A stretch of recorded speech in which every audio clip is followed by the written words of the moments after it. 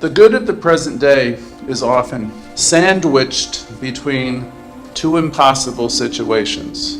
The impossible situations are the living in the pain of what's gone wrong in the past with your families and your relationships and what you're left with, and you might think of all your negativity and programming, and you might think that that's too much to deal with. And now you come into our teaching and we teach you that we're each 100% responsible for all of our life.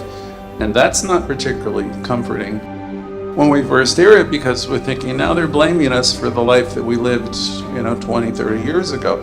And we are not. We're just simply saying in the teaching that we are creating our life by means of our consciousness. Consciousness you can think of as a synonym to the word awareness. Whatever it is that lives inside of anybody, the sum total of their awareness plays out in their life. That's their consciousness. It's neither good nor bad, it's just what it is. And when we teach you about the law of mind, we're always going to tell you that it's reflective. It's like a mirror.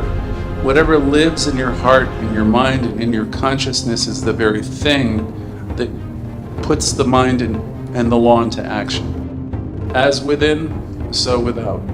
There's freedom once you realize that, because you realize, my goodness, I could change this stuff. But that's not exactly what most people do. Most people go the other direction and they do the blame game. Or they go into a place, these terrible places in consciousness where you're full of remorse and grief. The day be sufficient unto the day, and let us find the goodness in this day. That will always be the answer to learn to live the affirmative life. We talk a lot about changing our mind or changing our thoughts, the tendency of thoughts, if you want to change your life. From Mark Twain, he wants us to make room for the good to happen. He wants us to relieve ourselves of the unneeded weight. This is what today we'd call emotional baggage, worry or doubt. A little weight or ballast is important.